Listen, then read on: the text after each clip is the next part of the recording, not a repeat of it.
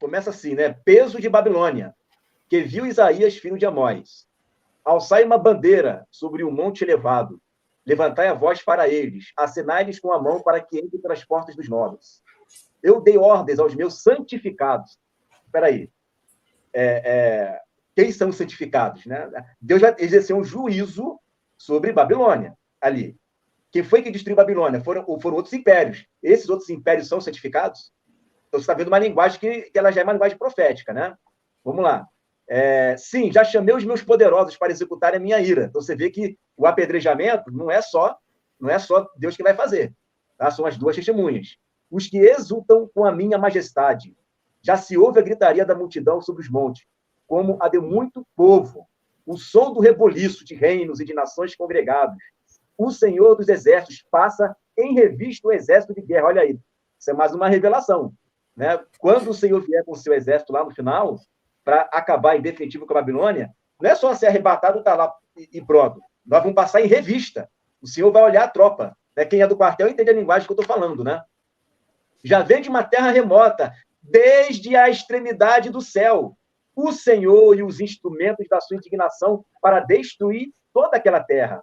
Clamai, olha aqui, ó, o dia do Senhor está perto, vem do Todo-Poderoso como assolação.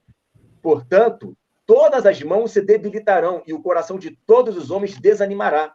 E assombrar-se-ão e apoderar-se-ão dele dores e ais. Olha aí, o terceiro ai, né?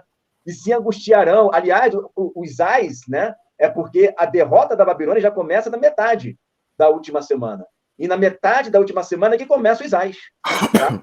Como a mulher com dores de parto, como um se espantará do seu próximo, os seus rostos serão rostos flamejantes. Eis que vem o dia do Senhor, horrendo, com furor e ira ardente, para pôr a terra em assolação e destruir os pecadores.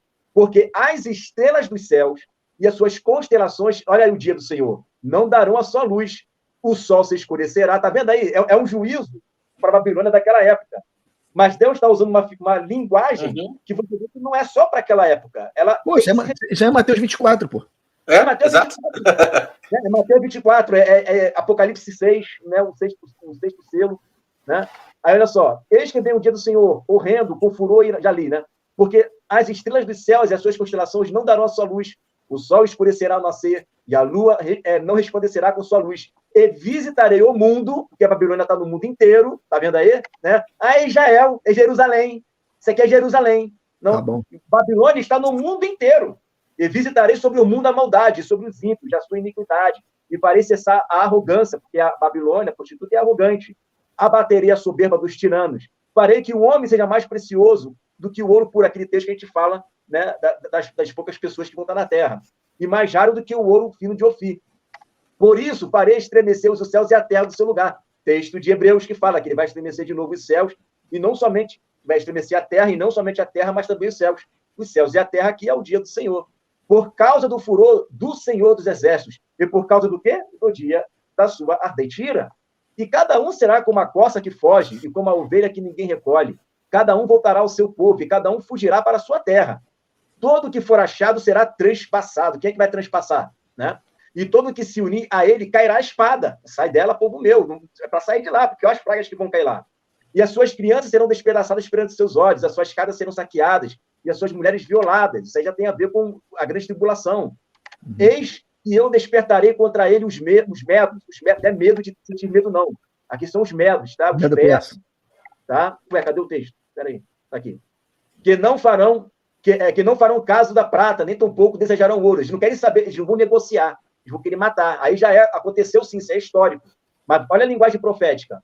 E os seus arcos despedarão jovens, e não se compadecerão do fruto do ventre. Os seus olhos não pouparão aos filhos. E Babilônia, o ornamento dos reinos, a glória e a soberba dos caldeus, será como Sodoma e Gomorra. Gente, como que Sodoma e Gomorra foi destruído?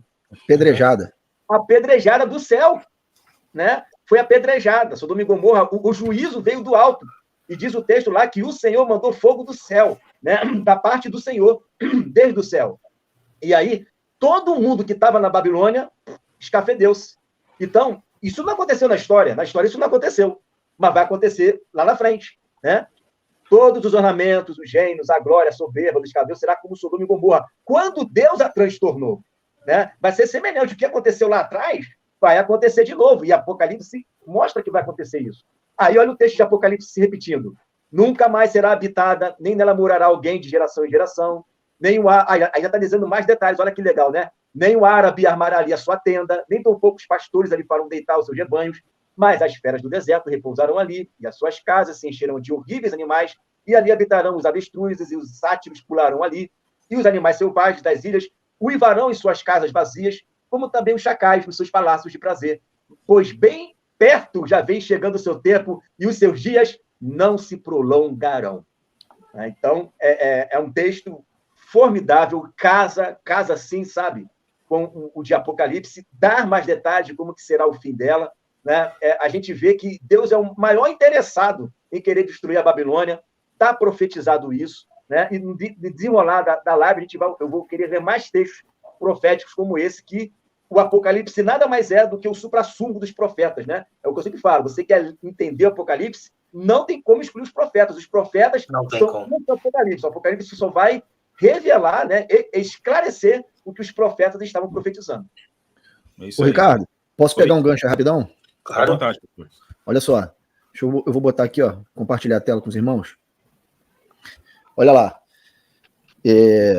Vamos falar um pouquinho dessa grande Babilônia aí, eu vou mostrar logo depois disso os dois finais dela, né? Mas o primeiro eu tenho que explicar, né, o que é essa grande Babilônia, né? O que ela é. A história da grande Babilônia, ela começa lá em Babel de Nimrod, porque está escrito em Apocalipse 17, se eu não me engano é o 17, que diz que ela é a mãe de todas as abominações da terra. Ela é a mãe. Então, se ela é a mãe, ela tem filhos. Olha, mãe gera filhos. E a Babel de Nimrod, todos os povos que estavam nela se espalharam pela terra. E todos os seus costumes, todas as suas abominações foram espalhados pela terra e gerou filhos. Essa Babel, que era mãe, gerou filhos. E os filhos se reproduziram, deram mais filhos e filhos e filhos. E aí, todas as nações da terra se embriagaram com o cálice da mãe, né? Que as filhas se espalharam e as filhas dão origem à mãe. Então, esse jogo metafórico que Deus usa para falar que ela é a mãe de muitas filhas e que as filhas formam a mãe é muito interessante. E você vê isso na história da humanidade. Essa grande Babilônia, ela começou lá em Nimrod, depois ela precisou esse sistema ter que se reconfigurar, se remontar, e isso veio acontecendo no decorrer da história da humanidade. E aí você vê que essa grande Babilônia, ela sempre esteve dominando sobre a besta, sobre essa besta, que começou com uma cabeça e depois ela vai terminar lá na 7ª cabeça, que tem 10 chifres. E ela interagiu com cada cabeça dessa, sempre dominando. E sempre trazendo aquilo que era sobre o seu bel prazer. A troca das cabeças da besta, o poderio dos impérios mudando de imperador, mudando de rei. Tudo isso ela estava lá, irmãos. Ela estava lá em cima, orquestrando isso, porque ela estava sobre a besta. Então, esse zoom que eu estou dando aqui agora é para vocês entenderem a interatividade, já transcendendo para o tempo do fim, né? Já trazendo já a questão da 7ª cabeça com os 10 chifres, que é o que a gente está vivendo, né? Da 6ª cabeça para a 7ª cabeça. Né? A 6ª cabeça ela foi Roma, e Roma teve o Império Bizantino, teve todas aquelas histórias lá, que está aqui nesse estudo que eu sugiro que os irmãos vejam, o Projeto Babel, que eu tenho lá no canal, Projeto Babel e a Nova Ordem Mundial, ANON. Vai lá, dá uma assistida lá que eu falo por menor. Inclusive, esses slides são desse estudo. Senão a gente vai perder muito tempo falando da história, da humanidade, da história que está no seu livro de história. Falando a respeito de Primeira Guerra Mundial, Segunda Guerra Mundial, a questão da troca dos impérios. Tem vídeo no canal do Igor também falando sobre a estátua de Nabucodonosor, mostrando os Seleucidas, toda a questão de mudança de cabeça de besta, mas numa visão dada a Daniel, a Nabucodonosor e ao livro de Daniel lá para falar daquela estátua, todos os reinos e os sub-reinos ali dentro, né, os impérios e aqueles impérios menores, tá tudo ali. O Igor tem esse nome do estudo, hein, Igor? A história da humanidade na estátua de Nabucodonosor. Isso aí. Você confere Projeto Babel e esse estudo da estátua de Nabucodonosor ali e a humanidade ali no canal do Pastor Igor. Então, eu quero mostrar, e você vai ver ali sempre a interatividade, né, desse sistema orquestrando a mudança de governo, a mudança de império, a mudança da cabeça da besta. E eu quero focar agora aqui, ó, nesse momento, porque é o que interessa para nós, que é o que a gente está vivendo agora. O que passou, passou. Agora a gente tem que focar na 7ª cabeça da besta, que é o que está se formando, e o 8º império, o 8º rei, que é o império que vai vigorar até o final da última semana de Daniel, que é o império do anticristo, o 8º rei. Então é nisso que a gente tem que focar aqui, porque são os momentos finais dessa grande Babilônia, e são os momentos onde ela, pela última vez, ela vai transitar. Ela vai deixar de estar agora por cima da besta e vai transitar para ficar por baixo da besta e a besta dominando sobre ela.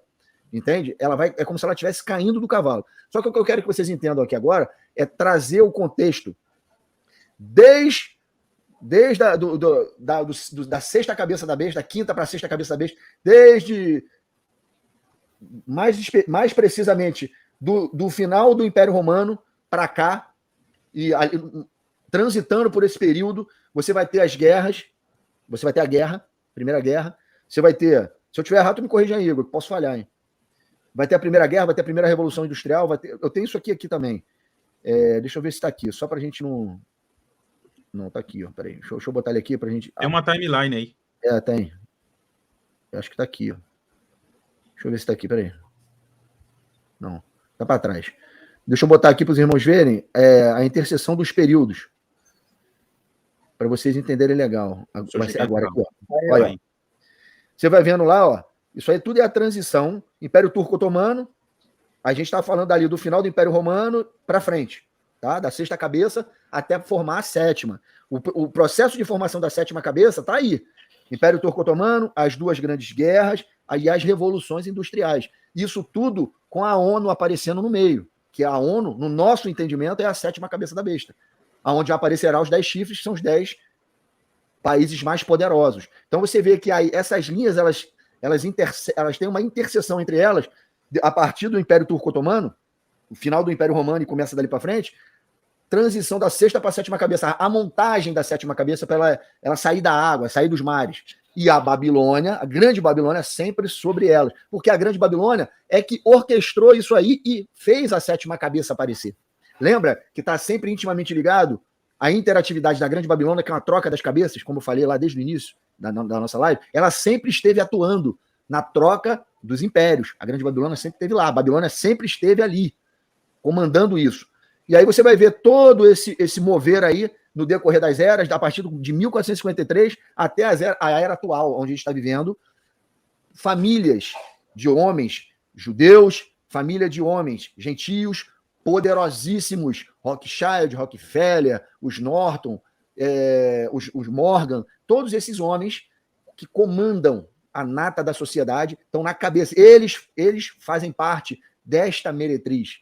Sabe? Eles são grandes homens que estão por sobre países poderosíssimos, orquestrando e dando as cartas. Eles comandam a ONU, a 7ª cabeça da besta.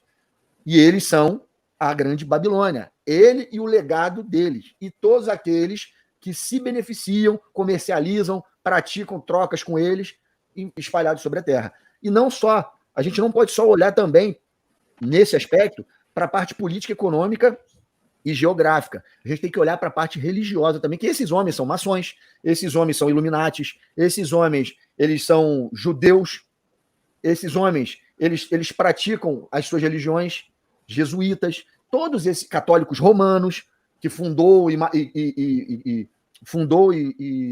financiou falsas doutrinas e máfia e mortandade. Isso tudo é história, irmãos.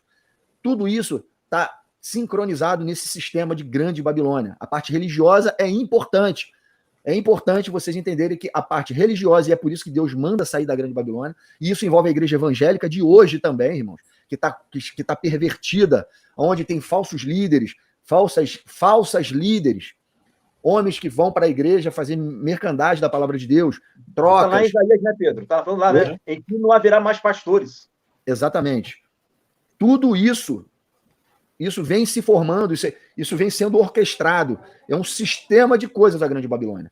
É um sistema que determina a mudança de presidentes, é um sistema que agora está integrado e unificado, né, pseudamente unificado na ONU. A ONU tem vários braços, tem a Unicef, tem a Unesco, tem a parte religiosa, tem tudo ali dando as cartas para as nações, dando a entender que a sétima cabeça, né, quando a gente olha para a ONU e entende que ela é a sétima cabeça da besta, dando a entender que a sétima cabeça ela já tem vida própria. Mas quem está gerindo tudo isso são esses homens que financiaram a construção da ONU. Então a ONU ela foi construída e financiada por esses caras que estão sobre tudo isso. Por isso, a Grande Babilônia, que aí a gente olha que é uma mãe de filhos, você começa a entender aonde entra a profecia de Ezequiel falando de Olá e Olibá. Falando de Jerusalém, direcionando uma palavra para judeus e falando para o norte, falando para Olá, se referindo aos gentios. Então você vê que é uma fusão de dois povos para formar uma prostituta. Assim como forma-se em dois povos a noiva do Cordeiro. Uma noiva imaculada é formada por judeus e gentios. Uma grande prostituta é formada por judeus e gentios que são apóstatas, que vão botar a marca, mas que vão se unir hoje, não sem marca, mas já estão unidos para formar essa grande Babilônia. Eles vêm se unindo desde sempre e agora mais ainda para formar essa grande Babilônia. Então aí você vai ver, ó, deixa eu passar aqui o slide, dando esse preâmbulo aí, as famílias Rothschild, eu vou dar só uma olhada, só nos nomes aqui, ó.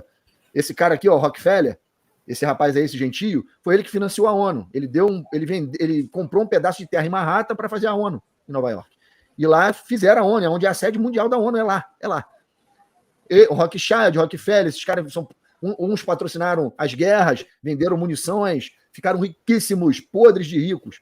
E foram orquestrando tudo até que se formou a sétima cabeça da besta e vem se formando, que é a ONU. E a gente já sabe isso.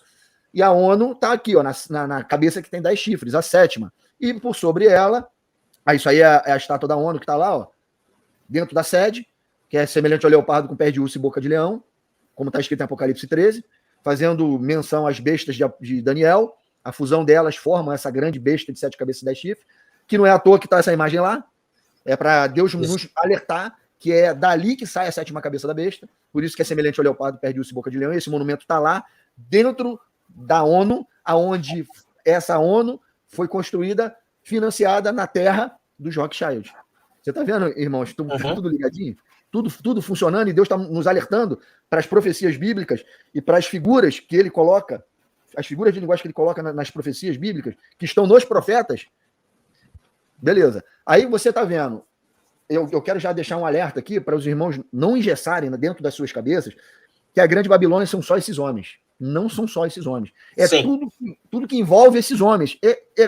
São coisas que vocês nem imaginam o que está por trás desses homens. São famílias, são povos, línguas e nações, com satanismo, envolvendo uma série de coisas escabrosas que vocês nem imaginam. O papado está atrás disso aí, o papado romano.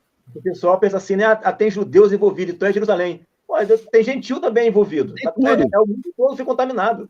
Tem tudo. E aí você vê que judeus e gentios, assim como formam judeus e gentios que creram no corpo no sangue de Jesus, no sacrifício do Senhor, formam o corpo dele, essa grande Babilônia, esses dois povos formam o corpo de uma meretriz, de uma prostituta, que está hoje sobre essa besta, mas ela não vai ficar lá para sempre.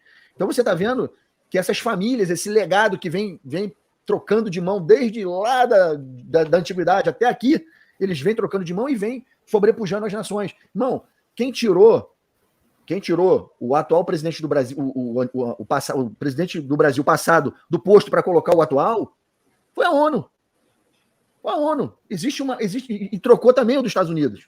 Eles é que determinam como que tem que ser, como que a agenda deles tem que seguir. Óbvio que Deus está deixando tudo acontecer. E Deus está permitindo, porque Deus é quem controla todas as agendas da Terra. Porque o plano, o propósito é dele. E todas as agendas têm que estar vinculadas ao propósito de Deus, porque Deus é que orquestra tudo isso. Então, está tudo debaixo do crivo de Deus. É ele que está mandando nessa história. E está permitindo que aconteçam essas coisas que a gente está vendo absurdas no mundo.